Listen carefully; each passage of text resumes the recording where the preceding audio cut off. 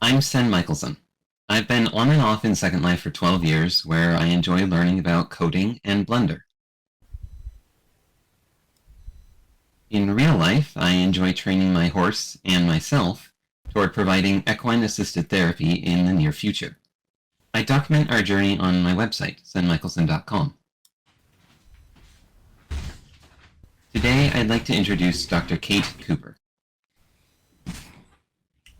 Dr. Cooper is a clinical psychologist and researcher from the University of Bath in the UK, whose work focuses on understanding social identity and gender identity in autistic people to promote psychological well-being. Dr. Cooper's talk is titled Autism, Social Identity, and Well-Being. Please make sure to wait until the end to ask questions or comment so as to not interrupt the presenter. Welcome, Dr. Cooper. The floor is yours.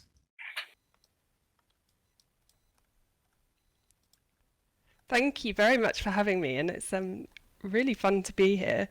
And thank you for the lovely introduction. So, as you can see, today I'm going to be talking about social identity in autistic people. And that's an area that I've been really interested in as a clinician. I'm a clinical psychologist and work in child mental health services as well as doing research and going through the process of diagnosing people with autism really made me start thinking about how that can have such a profound impact on somebody's identity. And yet, at the time I started doing this research, there wasn't very much research in this area. So that's kind of how I got interested in this. And something else that really fascinated me when I was starting out was that autistic women used to be told that they had a condition which was seen as stereotypically male and which fewer women were diagnosed with. That research field has moved on a lot since I was starting out, but I was just really fascinated to find out what it was like for autistic women who were told that they had this condition which was kind of seen as male, and what that meant for their gender identity as well as their identity as an autistic person.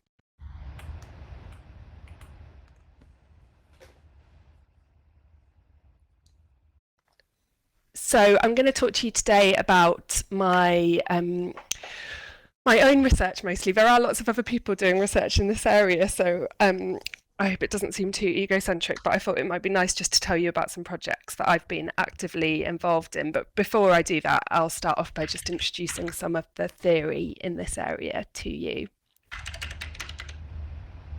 When we think about identity, we can think about different aspects of the way that we see ourselves. So you might think about kind of your personal attributes. So that might be something about where you're from. It might be something about your gender, your ethnicity, your cultural background, sexuality. So those would be kind of personal identities. But we might also think about things that we spend our time doing. So that might be more about kind of occupations, hobbies, kind of things that we like spending our time doing. And we might also think about values and beliefs. So that might be like a religious identity, it might be your political views, and all of those are kind of valid ways of seeing your personal identity. And then we can also think about our social identity, which is less who are you, and it's more about who do you relate to.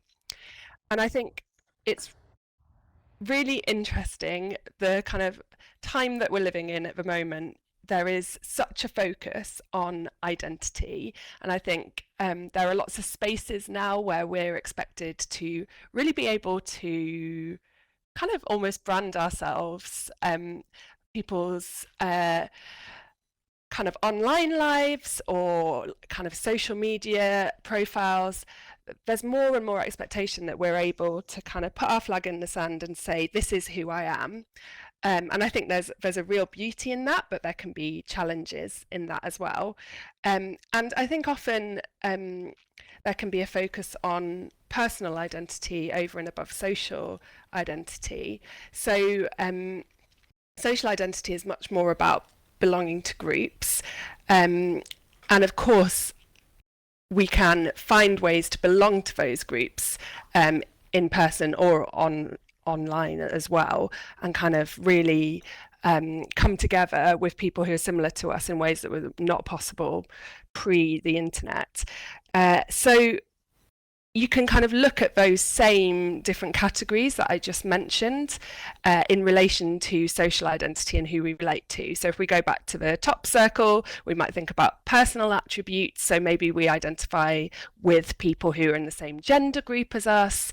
We might identify with people who have the same kind of neuro profile. So if one's autistic, identifying with other autistic people. I should have said I am not autistic, so I do this research from an outsider perspective. You might also think about your social identities in terms of the things that you do, the hobbies that you are interested in. So that could be like gamers, or you might see your social identities as linked to your values and beliefs. So for example, if you're really into the environment, then you might belong to the group of Extinction Rebellion members. So you can see how different forms of identity you can see as personal identities, which are just relevant to you, or it might be that you feel you belong to a social group, and there's no hard and fast rules about how that might be, but you know, different identities might be something that you kind of see as quite a solitary thing, and some identities might be something that you see as a group thing. And what's really important about social identity is that it doesn't have to be about how much contact you actually have with people from your group, and it's about how you think about being a member of that group, how much of a sense of affiliation you feel you have with other group members. So it could be possible for you to not have much social contact actually with members of your group, but you feel a really strong sense of affiliation and connection to them, and that kind of cognitive process, those thoughts about belonging to the group, are what make it a social identity. Of course, if you have more contact with people in a social group, that is likely to mean that you have stronger feelings of affiliation to them. But I think it's really important to highlight that that's not always the case, and sometimes people might go through periods in their lives where they have less contact with people in a particular social group, but they still feel a really strong sense of affiliation with them. I had a conversation recently with my friend and colleague who is bisexual but in a heterosexual relationship, and she was talking about not having that contact that she used to have with the LGBT community as much in the lifestyle that she's living at the moment, but still feeling that really strong sense of affiliation with the LGBT community, despite kind of being in what's perceived as a straight partnership and with children and that sort of thing. So that's just to highlight that, you know, social identity is about how you think and feel about your group membership rather than necessarily the actual amount of contact that you have. So just to kind of illustrate that briefly, if gaming is an important identity, it might be that it's a personal identity and it's something that you do by yourself without other people around. So that's a hobby, which is an important identity. But it might be that actually that's something that you do with other people, and it's really important to you to kind of feel that sense of affiliation with other gamers. And there's no like right or wrong way of doing any identity, but it's just to highlight that difference between personal and social identity. So bringing it to more kind of theory, there's this really kind of key social psychology theory called social identity theory, which sets out the importance of these group memberships and how that can impact our sense of self and well-being.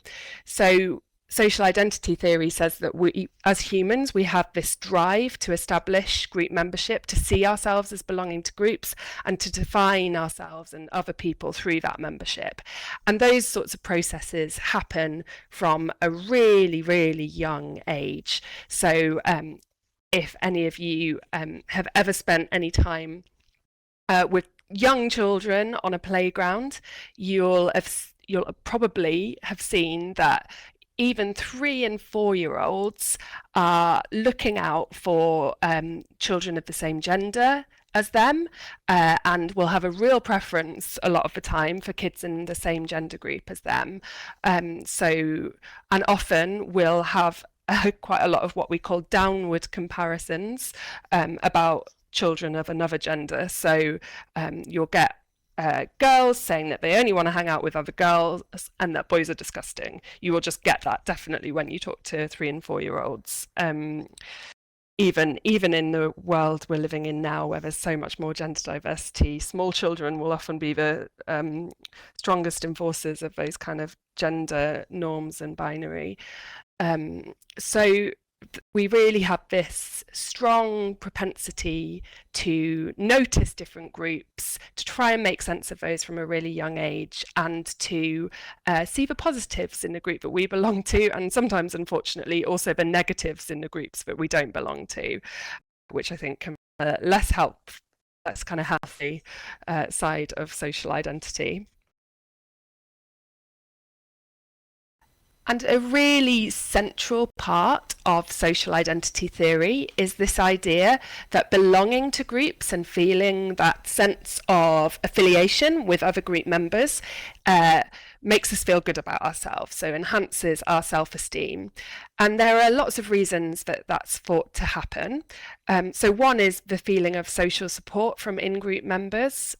So if you belong to a group, that might mean, and you are having contact with them, that might mean that you have this kind of ready community of people available to help you when times are hard, and also to have kind of meaningful, rewarding social contact. And another thing is this idea of seeing the positives in your group. So that's sometimes called collective self-esteem. So we have this idea of personal self-esteem, which is how good do I feel about myself, but then collective self-esteem is how good do I feel about belonging to the group that I belong to. If I were to think about that for myself, I might think about my personal self-esteem. That was good last week when I got a research grant, but it was terrible today when I got a paper rejected, just as an example. And then collective self-esteem might be, how good do I feel about being British at the moment? Well, not the best, since we just pointlessly kicked ourselves out of the EU and our economy is tanking and everybody regrets it now. That has made me feel worse. I have lower collective self-esteem being a British person. So you can see how collective self-esteem can be quite different. I guess obviously being British can be a part of my personal identity as well as my collective identity. And so one part of social identity theory that's really crucial to the research I do is this idea of social identification, identifying with different social groups being a social cure. So this is the idea that belonging to groups, feeling positively about that group membership, can actually really boost your psychological and physical well-being. And there's loads and loads of evidence that if you feel that strong sense of affiliation with a social group, you have more social contact, and that has really positive benefits for your physical health as well as your mental health. And again, just to reiterate, that doesn't have to mean that you do have a lot of social contact. It is about how you feel connected to the group, and that can be in a whole host of different ways. It doesn't have to be about see it having a very vibrant social life and being out of the house all of the time. It can be about having that connection. And that, that can be through talking to members of the group, but it might be things like reading a book. There's, lots of books that can be transformative for people. I've worked a lot with transgender and gender diverse people who've told me that it was so helpful for them to read accounts or watch videos of other trans people talking about their experiences. Now, these were potentially celebrities or people that they'd never ever met and never thought that they would meet, but just learning about those experiences suddenly made them feel connected to a community that they maybe hadn't been so aware of before having those kind of light bulb moments. So that sense of connection can be really important for people's mental health.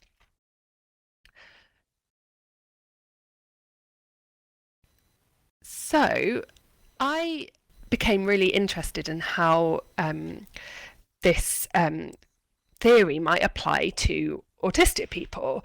And I suppose one reason that I found it so fascinating and so important to ask autistic people what they thought about this is that autism is often stereotyped as a condition where people don't want to socialize, don't want social contact. There's even a theory called the social motivation theory, which is about how autistic people have less innate social rewards, so they don't feel as rewarded by social contact. And that didn't really tally with my experience of meeting a lot of autistic people.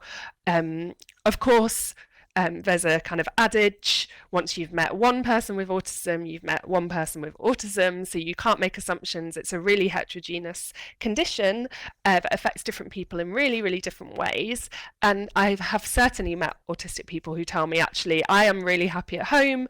I don't want to spend a lot of time with other people. I have, maybe a monthly kind of social connection and I see family and that's enough for me. And this is not about judging different people's approaches at all, but equally I have met a lot of autistic people and especially autistic teenagers that I've worked with who tell me they'd actually really love to have more social contact with other people and they do find it rewarding. It just also can be challenging, especially when socializing with non-autistic people, where it's easier to have miscommunications than when there's communication between two autistic people. So I wanted to know, really, is social identity theory relevant to autistic people? And do we see the same effects as we do in the non-autistic population? So do we find that actually if autistic people feel that sense of affiliation, that sense of connection to other autistic people, do we see that that improves their self-esteem, their positive feelings about themselves, and does that in turn improve psychological well-being? Because if that is the case, then that means we need to shift the way that we think and talk about supporting autistic people. And I think there's a lot of talk at the moment about programs that maybe have been presented as therapeutic in the past, but actually are seen as very harmful, where they try and force autistic people to act in a different way in social situations than they naturally want to act. And I suppose my research is saying, well, actually, is it about finding ways for autistic people to feel that sense of affiliation and connection to other autistic people without asking them to move away from their typical way of being in the world, without asking them to shape themselves to the non-autistic world? Because how fair is that, to ask somebody to completely change themselves just so that they can have the sorts of social connections that they crave? So having spoken to a lot of autistic people about their sense of self and their feelings about identity, some autistic people feel really positively about being autistic. They might be really strong autism advocates. They really are feeling autism pride, which is beautiful to see. Other people I've spoken to have quite mixed feelings about being autistic. So they maybe have a more balanced view of autism, or they don't see autism as being a kind of all-encompassing identity that really defines who they are. And then some people feel quite negatively about being autistic. Maybe they've had a lot of experiences of being harassed or discriminated against or other forms of stigma. And through those negative experiences, have come to feel quite negatively about that identity. And so different people will choose different strategies about how to navigate having an autism identity and how to kind of deal with the idea of having a kind of connection to the autism community or not. So one option is distancing oneself from the group. So I've met a lot of autistic young people in particular who actually choose the option of I don't want to put my autism front and center in my identity. It doesn't define me. It's not a really central part of who I am. And so I'm gonna focus on other identities. So one of my favorite academic paper titles ever is called "Why Should I Be Like Bloody Rain Man?" And it was a study done with autistic university students, college students, who spoke about their sense of identity. And clearly these were young people who were very successful, they were academic, they had managed to make it to university. And they tended to say that they were really focused on their identity as a college student and not so much on their identity as an autistic person. So they tended to be choosing that option to distance themselves. I've also, as I've already mentioned, I've done a lot of work with the autistic and transgender community. And when I spoke to teenagers who were gender diverse and autistic, they often really wanted to talk to me about their gender identity, but they didn't so much want to talk to me about being autistic. And a lot of the time they had had really troubling, difficult, sad experiences in school, and been bullied, and as a result of that they kind of didn't want to think about autism because in their minds those experiences had happened because of autism. So they were really distancing themselves from their autism identity. As compared to adults that I've spoken to who often have been much more keen to talk about their autism identity and how important that has been for understanding themselves. So it might be that there's something of a developmental process that happens as people reach adulthood, as they are able to kind of accept that part of themselves, maybe as they're able to have more control over their social environments. You know, schools can be very, very brutal places to be, especially if you have any sort of difference.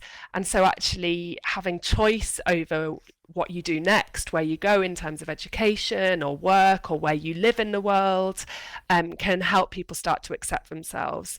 I've certainly met a lot of young people who've really struggled through school, and then they've finally managed to find their tribe. They find the group of people where they really fit.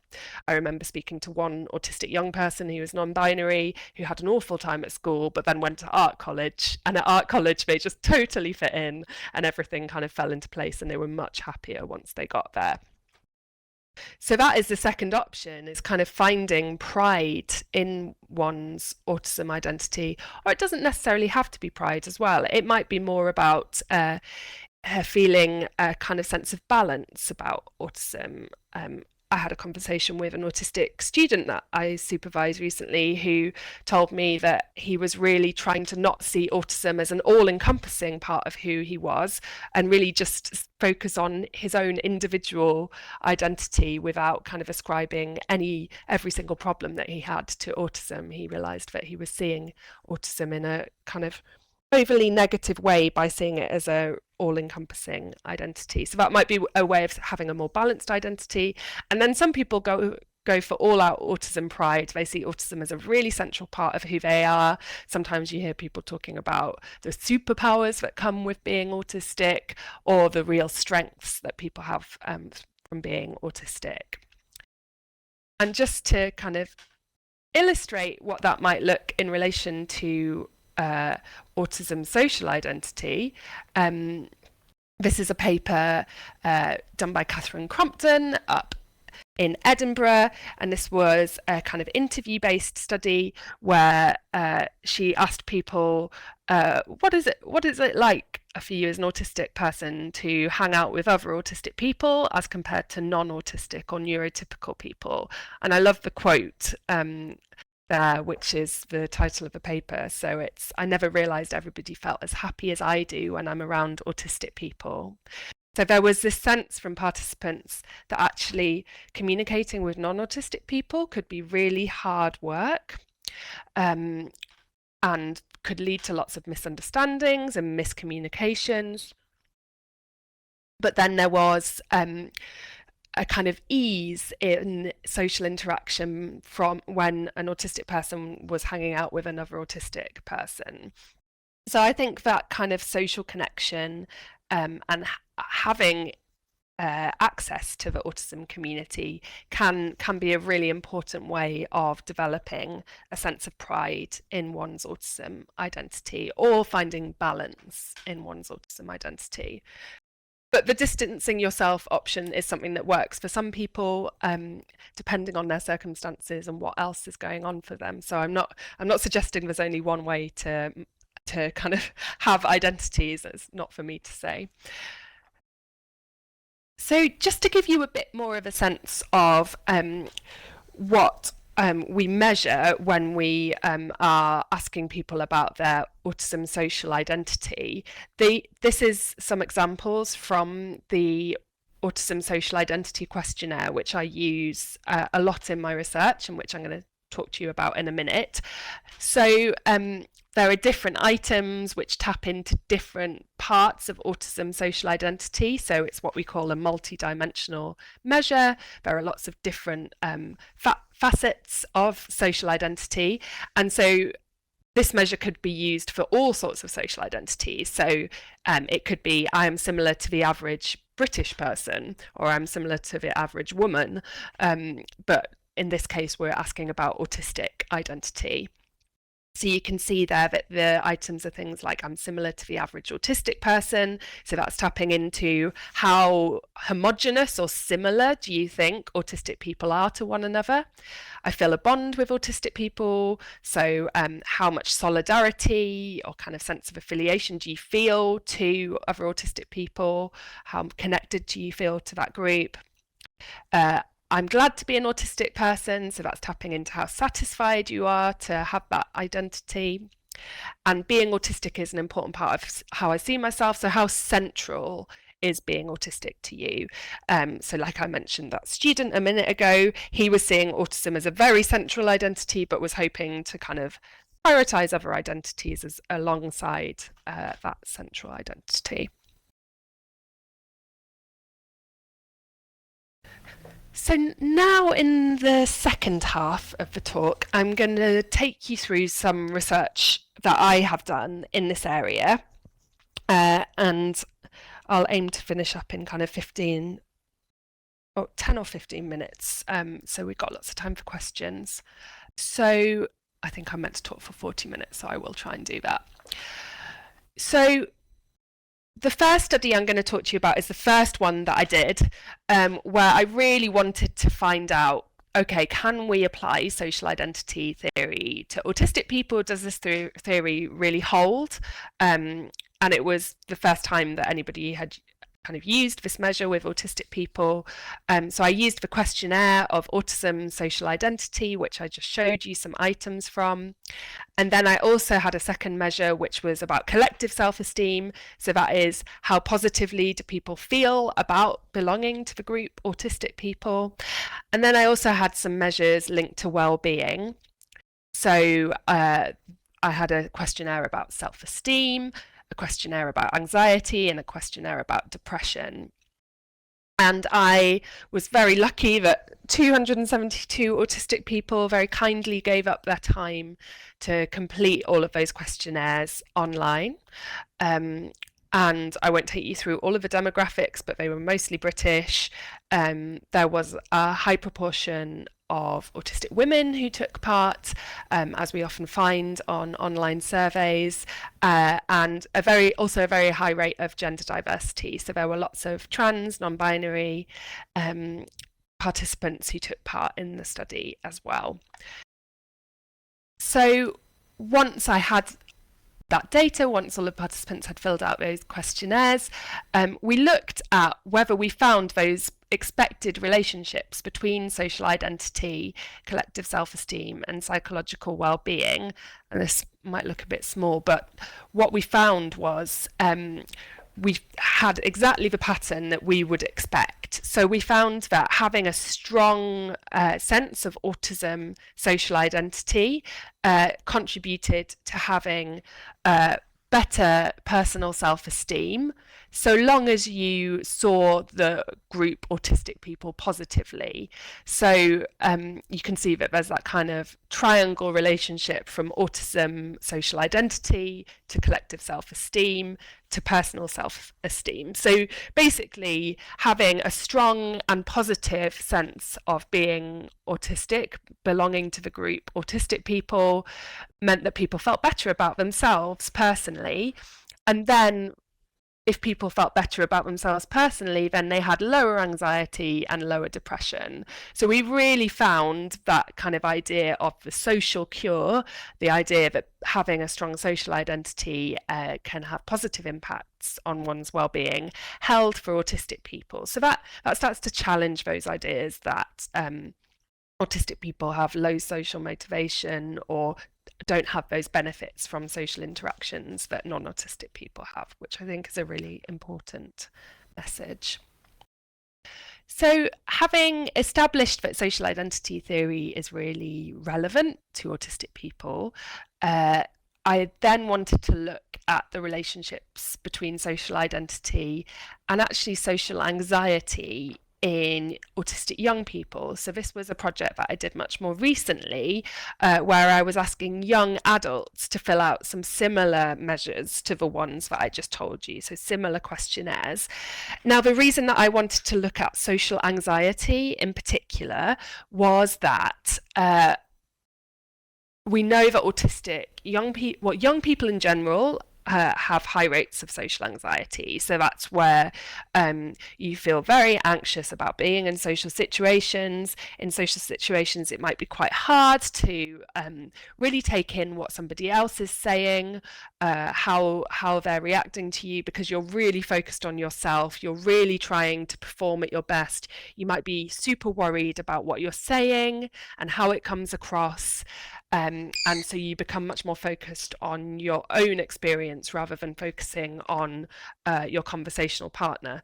And what happens when you're feeling really socially anxious and really focused on yourself is that you don't learn that other people might not be paying quite as much attention to you as you imagine in your own mind, but also that people tend to be quite forgiving if you slip up with a word or your joke doesn't land. Other people often don't mind nearly as much as you do yourself.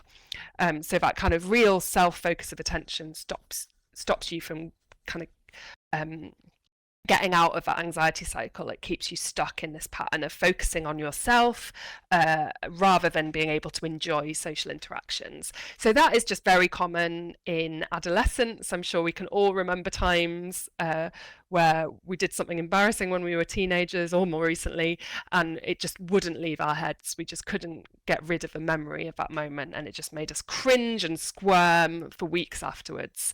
But I think those experiences are particularly common in adolescence. Of course, they happen to us as adults as well. So social anxiety is common in teenagers, but then it's especially common in autistic young people who are often navigating very complex, demanding social environments at school, with friends, and that can be really difficult. And it can lead to higher levels of social anxiety. So I wondered, how does one's feelings about being autistic and belonging to the group people with autism relate to social anxiety in particular? So in this study, we broke the social identity measure down into the 5 different areas of the questionnaire. So there's that, I'll just recap. There's the idea of solidarity, so feeling that sense of connection and bond to other autistic people. There's satisfaction, so it's how good you feel about belonging to the group. There's centrality, so how central a part of your identity is being autistic. There's individual self-stereotyping, so that's how similar do you think you are to the average autistic person, and in-group homogeneity, so how similar do you think autistic people are to one another. And I looked at the relationships between these different scales and social anxiety. So what I found was that solidarity was linked to better well-being. So people who felt more of a connection to other autistic people had better psychological well-being. But satisfaction, so how positively you felt about being autistic, was linked to better well-being and lower social anxiety. So it seems like the really important link for social anxiety is how positively you feel about being autistic. So that kind of suggests that although autism identity more broadly might be important for well-being, in terms of lower social anxiety, it might be more about how positively you see that. And that was even when we controlled for levels of autistic traits. So we were taking into account how many autistic traits someone was self-reported having. So that also suggests that social identity theory is really relevant to autistic young people and adolescents. So on the basis of those findings, I'm just embarking on a new research project, which is called the Autism Transition to Adulthood Group. So this is a project based in my research group, which is called the Centre for Applied Autism Research, but we're collaborating with lots of different charities in the UK and different academics across the UK as well. And our aim is really to develop social identity focused groups for autistic young adults to really support them in the transition to adulthood, when we know that access to services can drop off. So when people are no longer in education, when people are maybe looking for jobs, when people might not have quite as much family support as they used to, it can be a real struggle. So we are designing this 6-week intervention, 6-week intervention, which is online, and it's facilitated by two people, at least one of whom is autistic. And the idea is the group will give autistic young people an opportunity to come together, to meet one another, and to think about both the strengths and challenges that come with being autistic, and also help plug them into more services and to develop the sorts of social connections that they want. So there's a real emphasis in the group on, you can socialize in whatever way works for you. Let's think about what your social needs are and how can you get those needs met. So it's not about saying you have to want to join a choir or you have to go to a football club or anything like that. You're 21, you should want to go out clubbing. It's not about telling people what their social needs are. It's about saying, what would work for you? What do you need? Are there times when you feel lonely? And if so, what sorts of social connections might make you feel better? How can you feel more connected to a community? And equally, it's not about telling them you have to have a positive sense of autism identity. It can be about, well, what social groups do you feel a sense of affiliation and connection with? Which groups make you feel good that you belong to them?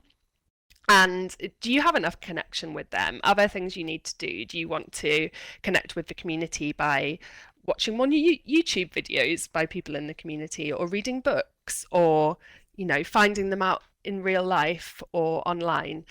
So the aim is we obviously want people to feel as positively as possible about being autistic, but it's also not about telling people how they should feel, and everyone has had different experiences of their identities. So we are just in the pilot phase of this research project. It's due to start officially later in the year, in a few months' time. And when it starts officially, we will be doing what's called a feasibility randomized control trial. So the aim of that is not especially exciting. It's really just to find out, are we able to recruit 70 autistic young people who are interested in taking part in this group, and do they fill out questionnaires, and is the group kind of safe, it's not causing people harm. And then if that project goes well, then in a couple of years we'll be allowed to apply for much more funding to do a full effectiveness trial to find out, actually, does this group really help people? And the context at the moment in the UK is that these sorts of groups are often offered to autistic adults aged 18 plus, but there's almost nothing for autistic young people under the age of 18. And even though these sorts of groups are often offered to adults, we actually don't know if they help people in terms of their well-being, in terms of their knowledge about autism. So this is going to be the first time in the UK that we've been testing whether it really improves people's well-being. So just to conclude, we found that in the research that satisfaction about being autistic and feeling a sense of solidarity with the autistic community are really important for mental well-being in autistic people, and they seem to contribute to personal self-esteem and in turn reduce the likelihood of mental health problems. So we think that supporting having a positive sense of identification with the autistic community could be helpful in reducing the development of mental health problems, and we hope that by supporting younger people, that might reduce the likelihood of autistic people developing mental health problems later on. So thank you very much for your attention and for bearing with me whilst I completely forgot the instructions that Gentle so patiently gave to me the other day. Yeah, so does anyone have any questions?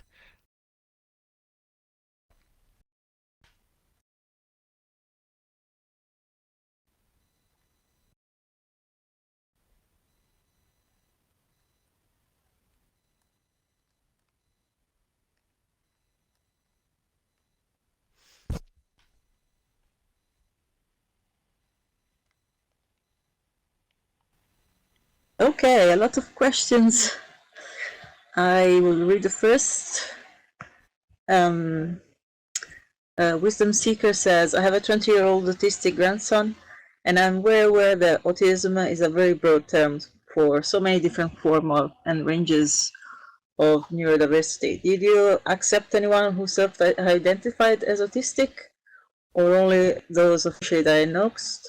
Did you distinguish among different kinds of autism? Are you thinking of creating different kinds of group depending on the kind of autism? I would like to know more about that. Yeah, of course. So I'm assuming when you talk about different sorts of autism, you're talking about different forms of diagnostic labels. So there used to be a lot more different sorts of labels like Asperger's, pervasive developmental disorder. I'm going to answer your question based on that, but do feel free to correct me if that's not what you meant. The kind of diagnostic manuals have now moved towards not having so many different labels and focusing more on autism. And actually, when that happened, there was an outcry because lots of people had a really positive sense of an Aspie identity. So they identified as having Asperger's, not being autistic. And some people were really unhappy about that change being made because they already had a strong sense of identity. But since the kind of diagnostic manuals have moved away from that, I do ask people specifically which kind of diagnosis they got, but these days it's so commonly just autism that it wouldn't really work to group people based on their diagnostic type. But I totally agree, it's a very heterogeneous condition, and we really have to account for that within the groups. I suppose it becomes practically very difficult if you are splitting people into too many very different small groups, just in terms of being able to get people through the group in time, because it would take a long time to get enough people who identify as Asperger's specifically to be able to run the group in that way. So just in terms of practically running a trial, I'm kind of not doing that. But it's a really good point that within each group we need to acknowledge all of the differences and the kind of beautiful diversity of each group members. And I think we're going to be training the facilitators very carefully so that they're able to acknowledge people's differences and kind of respond to that quite sensitively. But it's a really good point that we're just developing the training for the facilitators. So I am going to keep that in mind. So thank you for making me think about that again.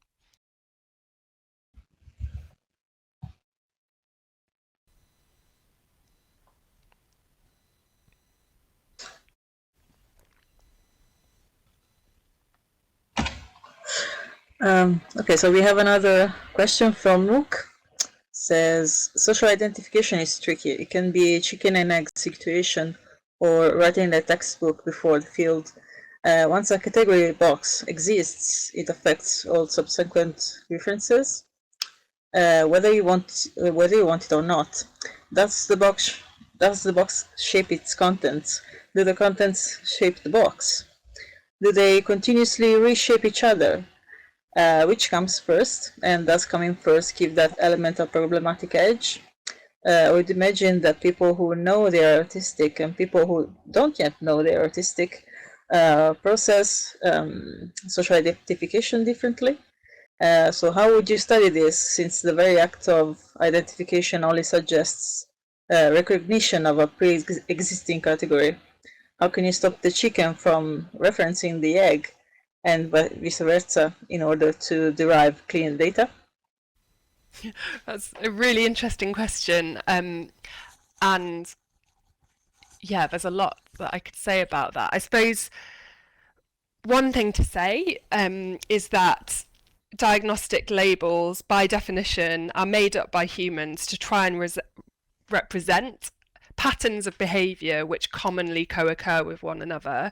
And in the case of autism, those patterns of behaviour are social communication differences, so acting differently in social situations to what might be typically expected in the non-autistic world.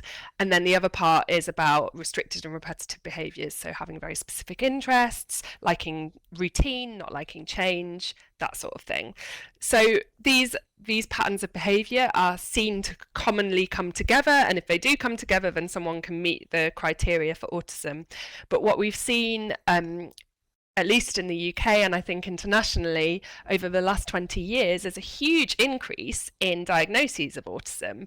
And that's not because people's behaviour has fundamentally changed, it's because we have broadened the diagnostic criteria. So it is somebody who might not have got an autism diagnosis 20 years ago, because they wouldn't have been seen as meeting the threshold, would now be seen as meeting the threshold. So I think it's really important that we acknowledge that whilst these are really important categories that help people make sense of any difficulties they might have had, can help create changes in how people respond to them, can mean that reasonable adjustments are made to improve their lives in education and health and social care settings, the kind of goalposts have been shifting, and what we see as autism has been changing over the years, or expanding.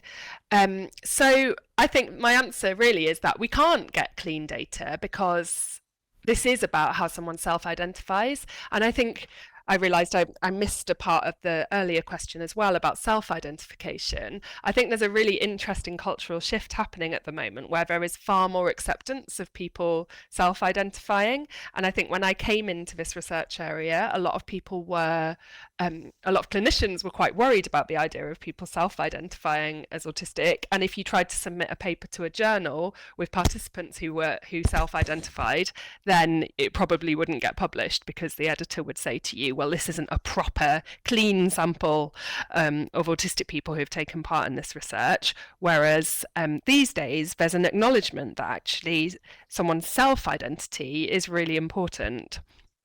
So yeah, I think because social identity refers to knowledge of belonging to a group, and that has to happen either through self-diagnosis or a diagnosis from somebody else, yeah, it's not possible. But I suppose that is what we're measuring. We're measuring how somebody feels about belonging to a group.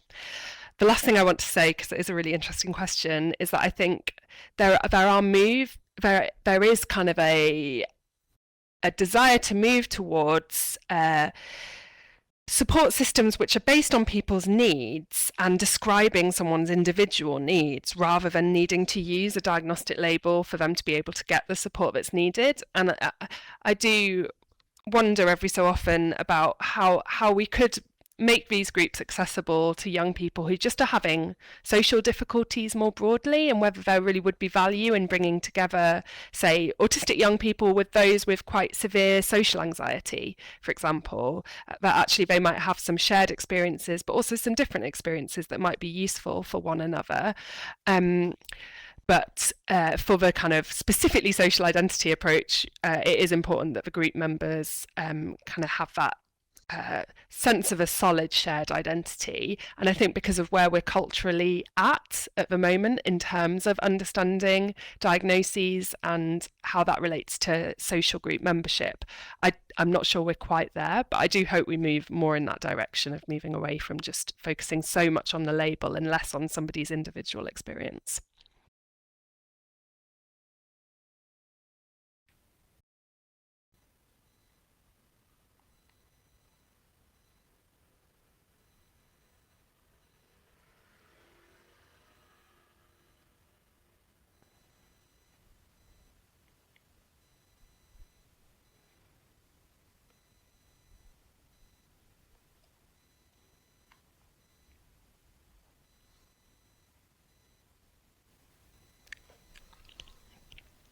Are there any more questions? Question twice.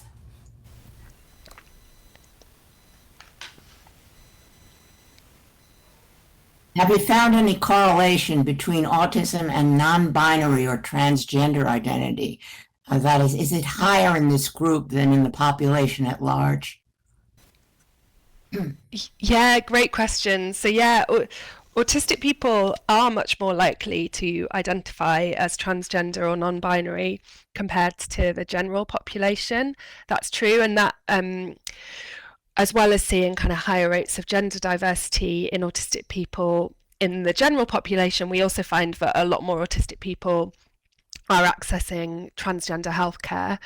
So that's children and young people and adults. So yeah, it's still a research field which is in its infancy, and which I've done some work in, but I think the co-occurrence of being autistic and gender diverse, and the fact that autistic people are more likely to be gender diverse is pretty well established at this point. And also autistic people are more likely to identify as LGB as well as T. Interesting. And then is there any difference between finding social group affiliations online versus in the physical world, such as asexuals or non-binary, things that you can't recognize easily in the physical world? So is there any difference in the online identity versus in person? That's really interesting. Experience, the social affiliation experience.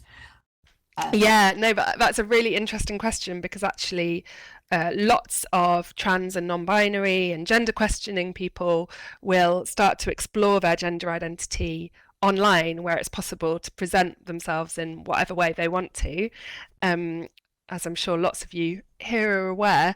So I think I've spoken to lots of people who just describe that sense of freedom and kind of easy connection with other people who are gender diverse online in a way that can be more challenging in real life, where the complexities of kind of making a gender transition can be really complicated to navigate in person. And then finally, how do autistics feel about presentations like Dr. Sean Murphy on The Good Doctor, presentations of autism.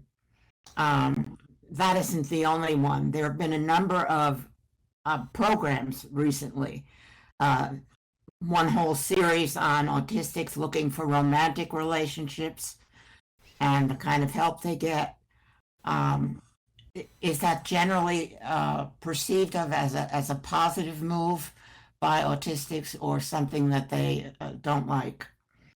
Yeah, it's an interesting question, and I think the answer is really that it depends. So I think there are some autistic people who just really love that there is more representation.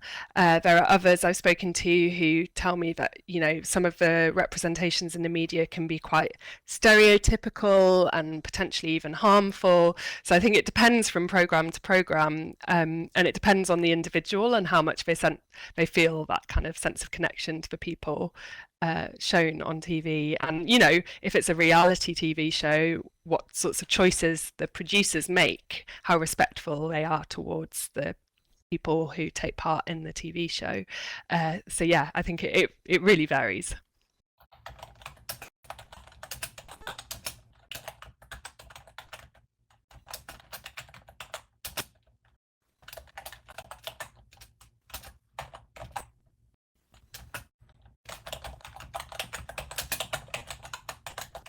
Sorry, everyone, we need to wrap it up to allow the next presenter to set up.